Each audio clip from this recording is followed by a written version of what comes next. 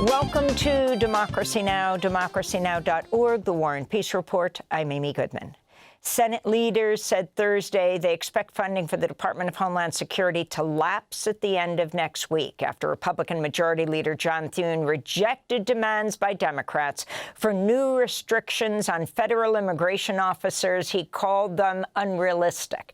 Democrats had proposed 10 so-called guardrails against abuses by federal agents. The list includes an end to racial profiling, prohibiting agents from entering private property without a judicial warrant, requirements agents wear body cameras and unique ID numbers, access to attorneys for those detained, and an end to raids near medical centers, schools, churches, polling places, courts, and other sensitive sites. Without a deal by February 13th, Immigration and Customs Enforcement and Customs and Border Protection will no longer receive government funding, though officers will continue to work without pay since they're exempted from furloughs. Other agencies, including FEMA, the Coast Guard, and the TSA, would also be affected. On Wednesday, the two Democratic lawmakers, House Minority Leader Hakeem Jeffries and Senate Minority Leader Chuck Schumer, drew fire from their party's base when they appeared to backtrack on a demand that federal agents should not cover their faces to conceal their identities. Here in New York, a dozen Columbia University students and faculty members were arrested Thursday for blocking traffic on Broadway outside campus in protest of Trump's immigration crackdown and to demand Columbia enact stronger protections for its international students. Protesters wore matching shirts emblazoned with the words "Sanctuary Campus Now." University should be the first line of defense against fear and repression, not a testing ground for it. If a campus cannot protect its own students and scholars, what does it stand for? In Italy, protests have continued opposing the deployment of ICE agents to join the U.S. delegation for the Winter Olympics in Milan, where hundreds of protesters gathered for the opening ceremony today. They're murderers, and they killed a lot of people, innocent people, and they've done bad things that I don't approve of, and we don't approve of, and we don't want them here, even just for the Olympics. In the United Kingdom, Prime Minister Keir Starmer faces a growing political storm over his decision in 2024 to appoint Peter Mandelson as U.S. ambassador, despite his connections to Jeffrey Epstein. In September, the tabloid newspaper The Sun published a trove of emails revealing Mandelson urged Epstein to fight for early release from prison after his 2008 conviction for procuring a child for prostitution, writing, "Your friends stay with you and love you," unquote. Starmer was grilled by members of the House of Commons Wednesday, where he insisted Mandelson lied during the vetting process, implying he barely knew Epstein. Mandelson betrayed our country, our parliament, and my party. Mr. Speaker, he lied repeatedly to my team when asked about his relationship with Epstein before and during his tenure as ambassador. I regret appointing him. If I knew then what I know now, he would never have been anywhere near government. The Prime Minister apologized to Epstein survivors. Opposition leaders in the Conservative and Liberal Democrat parties have called for a no-confidence vote for Prime Minister Starmer. Here in New York, the chair of the white shoe law firm Paul Weiss has resigned after emails released by the Justice Department showed he'd been a guest at the mansion of the late sexual predator Jeffrey Epstein and exchanged friendly emails with Epstein on a number of occasions. Brad Karp's sudden resignation Wednesday came after he spent 18 years as chairman of Paul Weiss, which represents corporate giants including Amazon, Exxon, Mobil, and the NFL. Last March, the law firm was widely criticized after it pledged $40 million in pro bono legal services to issues President Trump has championed while eliminating DEI programs, all in response to Trump's executive order threatening to block the firm from representing clients before the federal government. Brad Karp is also a board member at New York Presbyterian and Mount Sinai hospitals. In response, the New York State Nurses Association called for his removal, writing, quote, "Can board members like this be trusted to protect health care for New Yorkers, unquote. Some 15,000 New York City nurses have been on strike since January 12th. On Thursday, 13 members of the Nurses Association were arrested for refusing to leave the headquarters of a major hospital trade association in Manhattan.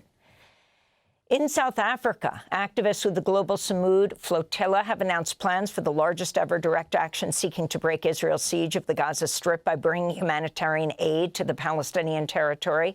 Organizers said Thursday they hope to mobilize thousands of people from over 100 countries in a coordinated nonviolent response against, quote, genocide, siege, mass starvation, and the destruction of civilian life in Gaza.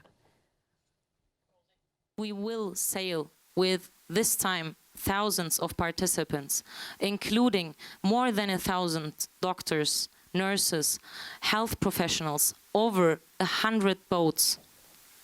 Mandla Mandela is a member of South Africa's parliament, an organizer with the global Samud flotilla, and the grandson of the late South African leader Nelson Mandela. He's planning to join the next flotilla when it sets sail in March. Last October, he was abducted at sea by Israeli forces during a previous attempt to sail into Gaza carrying urgently needed humanitarian aid. As a collective across the globe, we can isolate apartheid Israel, collapse it and bring it to its knees, just as we did to apartheid South Africa. We therefore want to take this opportunity, comrades and friends, to call on the entire global community. Registration is now open for Mission 2026. The United Nations has warned of a humanitarian collapse in Cuba due to Trump's oil blockade on the island. Venezuelan oil was a lifeline for Cuba, which has been devastated by decades of U.S. economic sanctions. Since the U.S. abduction of the Venezuelan president, Nicolas Maduro, Venezuela's oil exports to Cuba have run dry as the Trump administration seeks to control Venezuelan oil reserves. Fuel shortages in Cuba have prompted longer hours of blackouts, including in Havana, while the cost of food and transportation skyrockets. Despite Trump's persistent threats, Cuban President Miguel Diaz-Canel said Thursday he remains open to talks with Washington. Cuba is willing to engage in dialogue with the United States, dialogue on any issue that needs to be discussed or debated. Under what conditions? Without pressure. Dialogue cannot take place under pressure. This comes as Reuters reports the Mexican government's evaluating options to send fuel to Cuba to aid in the humanitarian crisis while attempting to avoid retaliatory tariffs from the Trump administration. In Sudan, the United Nations warns famine conditions are continuing to spread to more regions. Experts warn the rate of acutely malnourished children under the age of 5 has nearly doubled in Umbaru, located in Sudan's Darfur region. In another area of western Darfur, nearly a third of children are now suffering from acute malnutrition. Elsewhere, the Sudan Doctors Network reports at least 22 people were killed Thursday when RSF paramilitaries bombed the Al-Kuwait hospital in South Kordofan state. Among the reported victims of the hospital's medical director and at least 3 other healthcare workers. Nigeria's government has deployed military forces to the western state of Kwara after gunmen reportedly massacred at least 170 people in the village of Woro Tuesday. More than 20 others were killed in a separate attack in the city of Katsina in northern Nigeria as gunmen went home to home targeting civilians. No groups claim responsibility. This is a resident of the state of Kwara. As of now, nobody can locate their relatives. Right now, I am shedding tears because I can't find my children. And my eldest son came and informed me that he couldn't find his younger ones. He told me to run away for our safety, but I declined, telling him death is everywhere. In response to recent attacks, the U.S. Africa Command confirmed Tuesday the Trump administration had deployed a small number of military troops to Nigeria. This comes as all 166 people abducted in an attack last month on a village and churches in northern Nigeria's Kaduna state have been rescued, according to the Christian Association of Nigeria. In Pakistan, at least 31 people were killed and dozens left wounded after a powerful explosion ripped through a Shia mosque in Islamabad during Friday prayers earlier today. Videos shared on social media showed bloodied bodies surrounded by broken glass and debris on the floor of the mosque. Officials say 169 people were transferred to area hospitals. There's been no claim of responsibility, but rumors of a suicide bomber.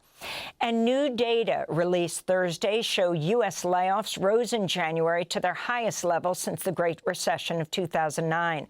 According to the firm Challenger Gray and Christmas, U.S. employers announced nearly 109,000 layoffs last month, up 205% from the previous month. And those are some of the headlines. This is Democracy Now!, democracynow.org, The War and Peace Report. I'm Amy Goodman in New York with Juan Gonzalez in Chicago. Hi, Juan. Hi, Amy, and welcome to all of our listeners and viewers across the country and around the world. Thanks for watching Democracy Now! On YouTube. Subscribe to the channel and turn on notifications to make sure you never miss a video. And for more of our audience-supported journalism, go to democracynow.org, where you can download our news app, sign up for our newsletter, subscribe to the daily podcast, and so much more.